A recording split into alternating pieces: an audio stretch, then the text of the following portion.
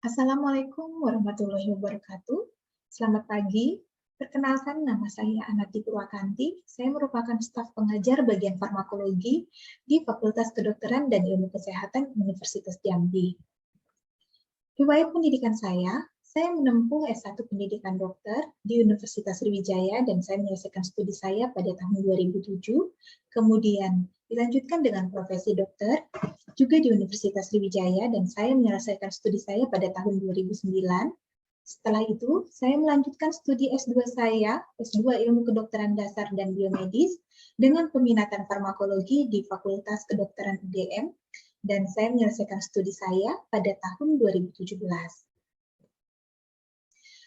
Sebelumnya, izinkan saya terlebih dahulu untuk menyampaikan bahwa kurikulum yang digunakan pada program studi kedokteran Universitas Jambi adalah kurikulum KBK atau kurikulum berbasis kompetensi, di mana pada kurikulum ini terdapat 23 blok, yang salah satunya di mana saya terlibat di dalamnya yaitu adalah blok 5.1, infeksi penyakit tropis dan emerging disease, di mana blok ini terdiri dari 5 SKS. Untuk masing-masing blok, terdapat 3 macam metode perkuliahan. Yang pertama, perkuliahan yang berupa integrated teaching, di mana semua bidang ilmu yang berkaitan dengan infeksi penyakit tropis dan emerging disease memberikan kuliah yang terintegrasi. Metode perkuliahan memiliki paling banyak jam pelajaran, yaitu sebanyak 64 jam pelajaran, di mana pada blok ini mata kuliah yang saya ampu mendapat 10 jam mata pelajaran atau 5 kali pertemuan. Yang kedua, metode tutorial, di mana di sini mahasiswa diberikan skenario. Pada blok 5.1 ini terdapat 2 skenario untuk menstimulasi pembelajaran dari para mahasiswa. Metode perkuliahan yang ketiga adalah skills lab, di mana mahasiswa akan diajarkan mengenai keterampilan klinis yang berkaitan dengan blok yang berlangsung. Di sini saya berperan sebagai fasilitator. Pada blok 5.1, infeksi penyakit tropis dan emerging disease ini, mata kuliah yang saya ampu adalah mata kuliah farmakologi. Deskripsi mata kuliah. Mata kuliah ini mempelajari tentang farmakologi obat yang digunakan dalam tata laksana infeksi penyakit tropis dan emerging disease. Mata kuliah terdiri dari farmakologi antibiotika, obat anti malaria, antiviral, dan obat antiparasit. Mata kuliah ini diharapkan mengintegrasikan ilmu kedokteran dasar dan menjembatani ilmu preklinik dan ilmu klinik. Tujuan pembelajaran umum dari mata kuliah farmakologi di blok 5.1, infeksi penyakit tropis dan emerging disease adalah yang pertama, mahasiswa mengetahui obat-obat apa saja yang digunakan dalam infeksi penyakit tropis. Yang kedua, mahasiswa memahami farmakodinamik dan farmakokinetik obat-obat yang digunakan untuk tata laksana infeksi penyakit tropis. Yang ketiga, mahasiswa mampu memberikan resep rasional dalam aplikasi klinis sesuai dengan contoh kasus. Adapun materi kuliah farmakologi yang saya berikan pada blok 5.1 adalah antibiotik pendahuluan, kemudian antibiotik, kemudian farmakologi antiparasit, farmakologi antimalaria, dan farmakologi antiviral. Metode pembelajaran yang saya gunakan sampai saat ini, pembelajaran masih dilakukan secara maya. Saya menggunakan aplikasi Google Meet, Zoom, dan juga Kahoot. Kemudian, interaksi yang terjadi antara saya dan mahasiswa terdiri dari 3 bagian. Yang pertama, pada awal perkuliahan, di mana saya akan memperkenalkan diri terlebih dahulu, saya akan menyapa mahasiswa saya. Kemudian, saya akan memastikan apakah suara saya sudah terdengar jelas ataupun share screen saya sudah terlihat. Interaksi yang kedua saya dengan mahasiswa adalah saat perkuliahan. Pada saat perkuliahan, saya akan meminta pendapat dari mahasiswa tentang materi yang saya sampaikan, mengemukakan opini ataupun pengetahuan yang mereka sudah punya mengenai materi pembelajaran yang saya sampaikan. Kemudian yang terakhir, pada akhir perkuliahan, di mana pada akhir perkuliahan saya akan memberikan kesempatan bertanya pada mahasiswa, kemudian saya juga akan memberikan kuis sebagai bentuk review mengenai materi pembelajaran yang sudah saya sampaikan. Selanjutnya asesmen, Nilai akhir blok yang diperoleh mahasiswa itu terdiri dari dua komponen penilaian. Yang pertama, penilaian sumatif atau knowledge based assessment, di mana pengetahuan mereka akan diukur melalui ujian MCQ dengan bobot nilai sebesar 80%. Kemudian, penilaian formatif atau penilaian proses tutorial dengan bobot nilai sebesar 20%. Konversi skor, huruf, angka, bobot setara SKS sesuai ketentuan program studi kedokteran Universitas Jambi. Ketentuan ini sudah disampaikan kepada mahasiswa pada awal blok perkuliahan. Oleh karena itu, mahasiswa sudah mengetahui bagaimana mereka akan dinilai dan komponen apa saja yang akan dinilai. Demikian yang dapat saya sampaikan mengenai DIA dari mata kuliah yang saya ampu. Selanjutnya, saya akan menampilkan bagaimana proses pengajaran pada mata kuliah saya. Sekian dari saya. Terima kasih. Assalamualaikum warahmatullahi wabarakatuh. Oke, Assalamualaikum warahmatullahi wabarakatuh. Ya, ini pertemuan kita pertama. Mungkin ada baiknya kita berkenalan dulu. Saya Dr. Anati Purwakanti, staf farmakologi Fakultas Kedokteran Universitas Jambi. Mungkin langsung saja saya akan share screen. Suara saya cukup jelas? Terlihat, dokter. Oke, jadi materi hari ini mengenai antibiotik, pendahuluannya terlebih dahulu. Jadi saya di sini tidak akan membahas secara dalam tentang antibiotik, masing-masing antibiotik, tapi saya akan menjelaskan kulit luarnya terlebih dahulu, jadi gambaran antibiotik secara umum terlebih dahulu untuk pertemuan. Dahuluan, jadi infeksi itu masih termasuk 10 besar penyebab kematian di dunia. Itu artinya apa? Berarti memang penggunaan antibiotika itu masih sangat banyak sekali dan sangat-sangat dibutuhkan, terutama jika infeksinya disebabkan oleh bakteri. Ya. Tapi yang jadi masalah, ternyata, lihat, di sini penggunaan antibiotik itu menghabiskan dana yang cukup banyak. Bahkan menurut data bisa mencapai 136 triliun penggunaan antibiotika di dunia. Nah, sayangnya, sebanyak ini, lebih dari setengahnya ya, 40-62% itu tidak dibutuhkan. Jadi di sana banyak terjadi misuse ataupun overuse. Jadi sebenarnya penyakitnya bukan infeksi bakteri, tapi diberikan antibiotik. Ada yang banyak terjadi kesalahan pemberian antibiotik di sini. Seperti kita tahu, kalau misalnya terjadi kesalahan pemberian tadi, overuse, baik misuse juga, itu bisa menyebabkan resistensi dari bakteri. Nah, ini yang sekarang benar-benar jadi masalah di dunia ini dalam pemberian antibiotik. Nah, tujuan pembelajarannya, hari ini kita akan membahas tentang definisi, jadi saya harap kalian nanti bisa setelah kuliah ini tahu apa sih yang dimaksud dengan antibiotika, kemudian istilah-istilah yang berhubungan dengan antibiotik, kemudian klasifikasinya, kemudian mekanisme kerjanya, dan prinsip pemberian antibiotik ya, ini yang penting juga, dan yang terakhir itu farmakodinamik dan farmakokinetik, tapi tidak akan saya bahas sekarang, ini sengaja saya beri warna biru, karena ini nanti akan kita bahas di pertemuan kita yang selanjutnya. Nah, ini definisinya. Di sini saya berikan ada definisi antibakteri dan antibiotik. Ya, jadi kalau antibakteri itu substansi kimia, dia bisa menekan ataupun membunuh bakteri, ya, yang memiliki sifat membunuh atau bakteri, baik yang terbuat dari alami maupun yang secara buatan. Nah, sedangkan antibiotik, dia juga zat kimia, dia bisa bersifat alami ataupun sintetis buatan ya, juga dapat menekan atau menghentikan proses biokimia di dalam organisme, khususnya dalam proses infeksi yang disebabkan oleh bakteri. Berbeda dengan antibakteri, seperti kita tahu kayak hand sanitizer. Hand sanitizer itu kan memiliki antibakteri. Nah, itu kalau antibakteri dia lebih luas kan. Jadi kalau antibiotik harus memiliki sifat antibakteri, tapi antibakteri belum tentu dia adalah antibiotik. Paham ya semuanya ya? Kemudian, nah ini istilah yang berkaitan. Istilah berkaitan biasanya ya, ini antibiotik, antimikroba, antibakteri, antibiotik dan antibakteri tadi sudah saya jelaskan. Nah, antimikroba yang tambahannya mungkin ada yang tahu bisa menebak dari istilahnya. Kalau antimikroba apa? Izin menjawab, dokter. Oh iya, boleh. Siapa? Meilan. Yuan? Meilan, dok. Oh, Melan. Oke, silakan Melan. Kalau yang antibakteri tadi kan untuk bakteri, kalau misalnya antibiotik ini tuh untuk menghambat atau mematikan pertumbuhan mikroba, Dok. Benar sekali ya. Jadi tidak hanya bakteri saja, tapi mikroba. Jadi lebih luas dia ya. Mikroba itu kan bisa virus, jamur ya, protozoa. Jadi termasuk di dalamnya. Jadi kalau antimikroba lebih luas daripada antibakteri ya. Benar ya, dari istilahnya saja kalian harus bisa membedakannya jadi nanti ya. Oke. Kemudian ini saya lanjut ke klasifikasi antibiotik. Jadi kerjanya antibiotik terhadap sel bakteri itu bermacam-macam.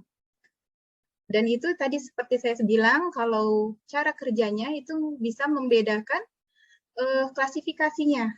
Yang pertama, tadi dia menghambat dari pembentukan dinding selnya. Jadi dia mengganggu integritas dari dinding sel bakteri yang pertama. Nah, itu yang termasuk golongan ini adalah beta-lactams, ya. Kemudian vancomycin, bacitracin ini golongan semua golongan ini kerjanya dengan cara menghambat pembentukan dinding sel. Kemudian bisa juga dia menghambat folat, ya, menghambat pembentukan folat. Seperti kita tahu, folat itu merupakan salah satu kofaktor untuk pembentukan purin. Sedangkan kita juga tahu kalau misalnya DNA terdiri dari basa purin dan pirimidin ya. Nah, kalau misalnya di sana terganggu otomatis bakteri tidak dapat berkembang biak lagi. Nah, sulfonamid sini mengganggu PABA ya. Sedangkan trimetoprim dia akan mengganggu dihidrofolat menjadi tetrahidrofolat. Kemudian bisa juga mengganggu dari pembentukan asam nukleat. Contohnya golongan quinolones ya, dia mengganggu DNA girase, suatu enzim yang berperan untuk replikasi ya. Juga RNA polimerase ini yang sifatnya diganggu oleh yang dimiliki oleh rifampin. Atau bisa juga mereka akan mengganggu sintesis protein antibiotik ini cara kerjanya. Sintesis protein di mana dia akan mengganggu ribosom. Ini yang harus kalian perhatikan ya. Jadi intinya dalam pemberian terapi antibiotik, karena tadi pengertiannya dari definisinya terlebih dahulu tadi sudah saya jelaskan, yang khususnya infeksinya disebabkan oleh bakteri. Itu harus ditekankan. Jadi harus karena infeksi bakteri. Tidak boleh diberikan antibiotik kalau penyebabnya bukan bakteri. Karena tadi penyebabnya bakteri, maka bagaimana harus memberikan antibiotiknya? Jadi kita yang pertama ada 3 faktor yang diperhatikan. Yang pertama itu adalah dari bakterinya itu sendiri. Nah, sebelum memberikan antibiotik, kita harus kenal dulu identitas bakterinya. Siapa ini bakteri yang penginfeksinya, gitu kan? Nah, tapi idealnya harus kultur dari sampel infeksi, ya. Nah, kalau kultur, seperti kita tahu, lama. Butuh waktu yang lama. Nah, jadi kita biasanya juga harus mengetahui pola kuman untuk infeksi tertentu, ya. Gimana misalnya infeksi saluran nafas atas, biasanya kan penyebabnya gram positif. Nah, dari sana biasanya pendekatannya gitu. Kita bisa berikan antibiotik yang kerjanya untuk bakteri gram positif seperti itu.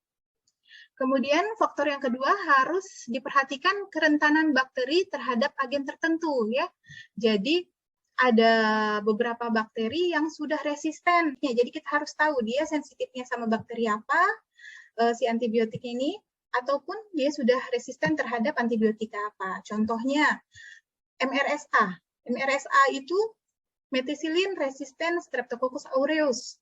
Ya, jadi Streptococcus aureus itu kalau diberikan methicillin sudah resisten, tidak akan mempan lagi. Kalian berikan. Jadi biasanya yang diberikan alternatifnya entah itu diberikan vancomycin ataupun golongan antibiotika lain ya. Nah, dari faktor antibiotikanya sendiri. Dari faktor antibiotikanya sendiri yang harus diperhatikan, kita harus tahu obatnya itu sifatnya bakteriostatik ataupun bakterisidal. Nah, jadi bakteriostatik itu artinya bakteriostatik. Statik kan diam ya. Jadi dia hanya menghambat. Sedangkan bakterisidal, sidal ingat itu artinya membunuh ya, berarti dia membunuh. Nah, ini bisa dilihat di sini kultur bakteri ya. Kalau misalnya tidak diberikan apa-apa, kalau didiamkan dia akan makin banyak. ya. Tapi ketika diberikan antibiotik, kalau dia sifatnya bakterisidal, dia membunuh, besoknya mereka akan mati, habis. Ya. Tapi kalau bakteriostatik, ketika kita berikan, dia masih ada, tapi jumlahnya seperti itu. Masih sama dengan awalnya, jadi dia tidak akan bereplikasi. Jadi kalau bakteriostatik artinya menghambat, sedangkan bakterisidal dia membunuh bakteri. Oke. Kemudian spektrumnya, jadi semakin banyak kemampuan dia untuk membunuh kuman atau mengeradikasi bakteri, maka dia spektrumnya luas. Ya. Kalau misalnya makin sempit, artinya dia spektrumnya sempit, ya. Nah, saya mau tanya, bagusan mana? Spektrum yang luas ataupun spektrum yang sempit? Menurut kalian? Izin berpendapat, dokter. Boleh, silahkan, Dek. Siapa? Sebutkan namanya. Kanesha, dokter. Vanessa, oke, silahkan, Dek. Kalau menurut saya lebih baiknya obat yang dengan spektrum kecil karena menurut saya jika spektrumnya besar dan pasiennya salah dalam penggunaan antibiotiknya, jadi kemungkinan resistensinya akan terhadap lebih banyak bakteri. Dokter. Ya, benar sekali Vanessa ya. Ya, bagus sekali jawabannya. Jadi memang benar ya, sebisa mungkin kita bisa harus memilih yang spektrumnya sempit. Artinya kalau dia sempit, dia spesifik terhadap bakteri tertentu.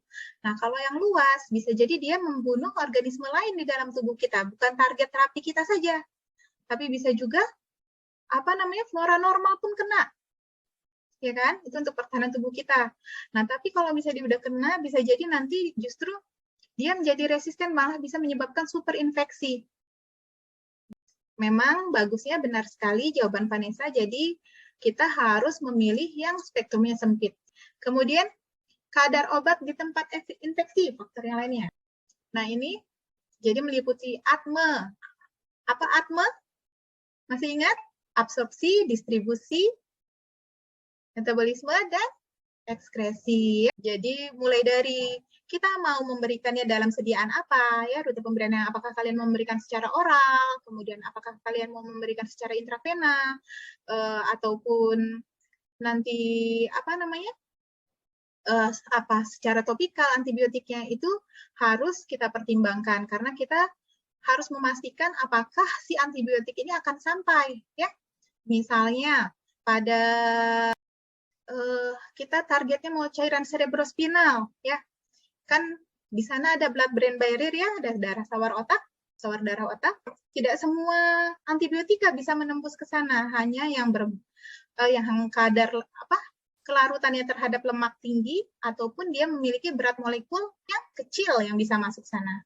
Nah, ini yang jadi pertimbangan juga ketika kita memilih obat antibiotika yang akan kita berikan. Kemudian keamanan obat. Keamanan obat, seperti kita tahu, setiap obat memiliki efek samping. Dan tapi ada juga yang memiliki efek toksisitas ya. Nah, ini jadi pertimbangan kita ketika memilih obat. Yang selanjutnya, yang kita pertimbangkan adalah faktor dari hostnya. Siapa hostnya? Pasien ya, penderita ya, yang akan meminum antibiotika tadi, hostnya. Apa saja yang harus diperhatikan? Yang pertama, sistem imunnya.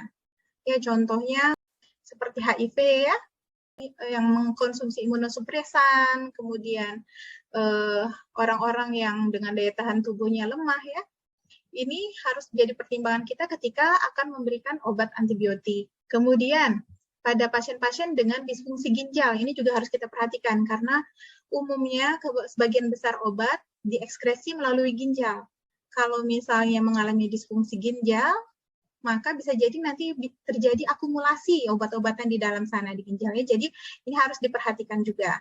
Kemudian disfungsi hepatik, ya, chloramphenicol itu tidak boleh diberikan pada kondisi disfungsi hepatik, ya, karena dia bisa mempengaruhi sitokrom P450.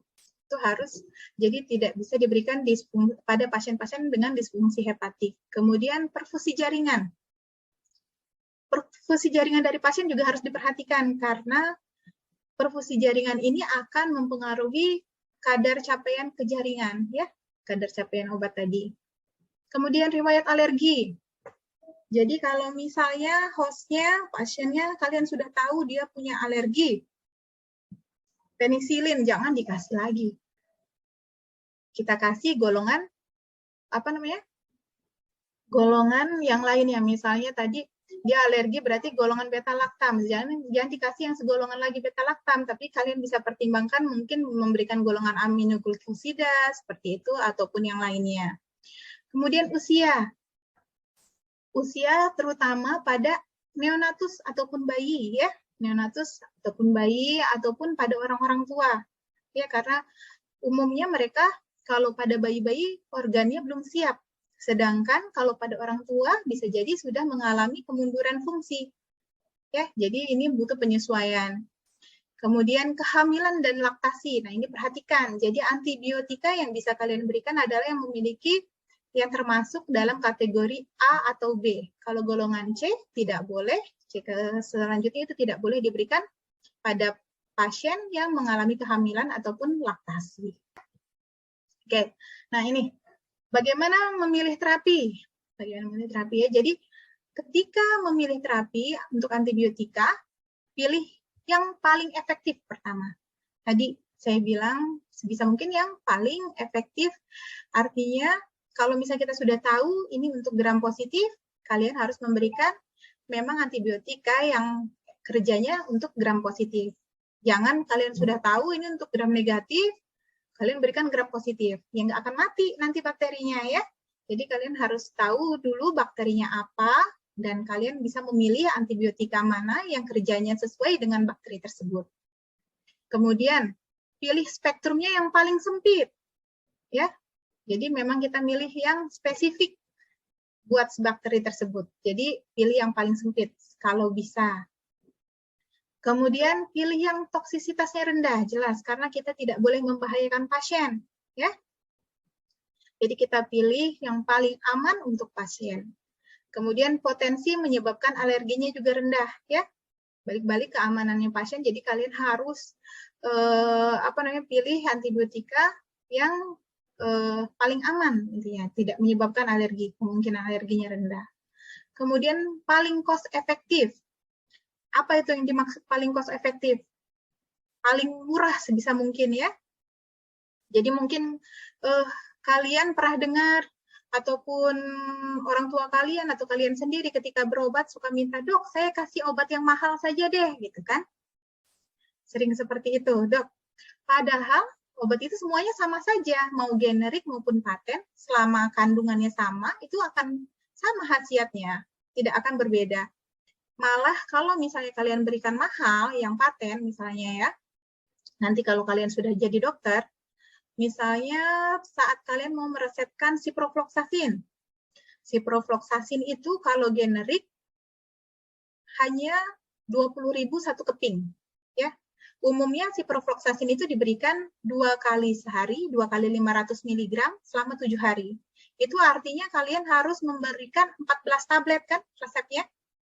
14 tablet. Nah, ketika kamu memberikan resep yang mahal, ketika kalian berikan obat yang paten, misalnya contohnya Baquinor atau merek lain ya, itu harganya berubah menjadi satu kepingnya 150 sampai 200.000. Jauh ya? Harusnya dia cuma 30.000 saja lah untuk 1,5 keping. Nah, apa akibatnya? Nanti bisa jadi sampai di apotik, bapak yang berobat sama kamu begitu tanya, "Berapa harganya?" Ya kalau punya uang, kalau enggak, "Mbak, saya minta resepnya separuh saja." Pernah dengar kan yang tebus ke obat separuh? Banyak kejadian seperti itu. Nah, kalau tebus obat separuh apa? Ya bisa menyebabkan resistensi, berbahaya. Ya. Jadi, saya mau menekankan juga dari sekarang, jadi juga kalian harus pertimbangkan yang paling cost efektif ya. Jadi yang paling hemat lah sebisa mungkin nanti kalian meresepkan kepada pasien kalian, karena kalau misalnya karena biaya banyak sekali yang jadi tidak berobat, tidak meminum obat sebagaimana mestinya ya. Terima kasih. Nah, ini sumber bacaan saya yang bisa kalian baca juga nanti di rumah ya. Oke, sekian dari saya. Apakah ada yang mau ditanyakan, Dek? Baik, izin bertanya, dokter. Iya, baik. Silahkan, Todo. Baik, dokter. Saya ingin bertanya, apakah biasanya kalau dalam pengobatan luka itu biasanya petugas kesehatannya atau tenaga kesehatannya itu menyuntikkan sebuah antibiotik. Itu apakah antibiotik itu bisa jadi profilaksis, dokter? Sekian, dokter. Ya, terima kasih. Todo ya, bagus sekali pertanyaannya ya. Jadi, antibiotika profilaksis. Jadi, kita memberikan profilaksis antibiotika sebagai profilaksis itu sebenarnya kita harus mempertimbangkan manfaat dibanding risikonya terlebih dahulu. Jadi kita harus apa manfaatnya kalau misalnya kita memberikan profilaksis. Nah, pada kondisi bedah biasanya memang bisa diberikan profilaksis karena kita akan membuat luka dan kemungkinan terjadi infeksi di sana, dan berdasarkan beberapa penelitian itu cukup efektif. Jadi memang kalau untuk kondisi tersebut yang kondisinya memang akan memberikan manfaat jauh lebih besar dibandingkan risikonya, kita bisa memberikan antibiotika profilaksis ya, tapi jangan sembarangan karena kalau misalnya kalian, aduh demam baru sehari, gitu, demam sehari langsung minum, ini takut infeksi, itu yang salah. Tapi kalau memang karena pembedahan biasanya memang diberikan antibiotika sebelumnya, antibiotika profilaksis tadi. Jadi memang kita prinsipnya harus kamu pertimbangkan manfaatnya dibanding dengan risikonya, ya. Jadi kondisi tertentu memperbolehkan menjadikan antibiotika sebagai profilaksis. Gitu. Gimana, Todo? Baik, dokter. Terima kasih, dokter. Oke, terima kasih. Ada lagi yang mau bertanya? Izin bertanya, dokter. Iya, baik. Silakan, Dek. Sebelumnya perkenalkan, Dok. Nama saya Titian Asa, NIM 11. Di sini saya ingin bertanya, Dok. Tadi dokter mengatakan bahwa antibiotik ini dipakai jika adanya infeksi. Nah, pertanyaan saya, bagaimana jika pada pasien yang gawat yang sebenarnya memerlukan terapi antibiotik, namun kita belum bisa memastikan ada atau tidaknya infeksi bakteri pada pasien tersebut. Jika memerlukan terapi antibiotik, antibiotik seperti apa ya, Dok, yang bisa kita berikan? Iya, terima kasih. Oke. Ya, terima kasih ya, Dek ya. Pertanyaannya juga bagus sekali ini ya. Jadi pada kondisi tertentu memang kita mau nggak mau harus memberikan antibiotik, apalagi kamu bilang tadi kondisi pasiennya gawat ya. Tapi yang perlu dipertekankan memang kondisi ideal adalah kita harus memberikan antibiotik ketika kita tahu infeksi bakteri. Tapi kalau misalnya kondisinya gawat, masa kita mau nunggu kultur dulu? Nggak mungkin kan ya? Nggak mungkin kita memberikan kultur dulu, ataupun misalnya kondisi yang gawat, waduh, masa mau nunggu dulu berapa hari lagi? Tapi kita biasanya kalau misalnya kondisinya seperti itu, kita memperhatikan tadi pola infeksinya, itu terapi pilihan pertama, jadi kita bisa memprediksi apakah kita mau memberikan gram positif ataupun negatif. Tapi kalau misalnya kita tidak yakin, ini bakterinya yang infeksi positif atau negatif, bisa kalian memberikan antibiotika yang spektrum luas. Seperti itu, Dek. Ya. Oke. Terima kasih. Apa ada lagi pertanyaan? Gimana, Titian? Ada yang mau ditanya lagi? Sudah jelas, dokter. Terima kasih, dokter. Iya, terima kasih. Apa ada yang mau ditanya lagi, Dek? Kalau sudah tidak ada pertanyaannya, sekarang saya yang review. Apakah kuliah saya tadi ada yang menempel atau tidak? Ya, silahkan join ke sini. Akhir, yang bukan kriteria pemilihan obat. Terima kasih, berarti kalian sudah memperhatikan karena masih banyak yang jawab benar semua ya. Nanti di pertemuan kedua kalian sudah membaca ya mengenai antibiotika, klasifikasinya. Nanti kita akan membahas lebih dalam bagaimana farmakodinamiknya dan bagaimana farmakokinetik dari masing-masing golongan antibiotik. Sekian dari saya tutup. Terima kasih atas atensinya. Assalamualaikum warahmatullahi wabarakatuh.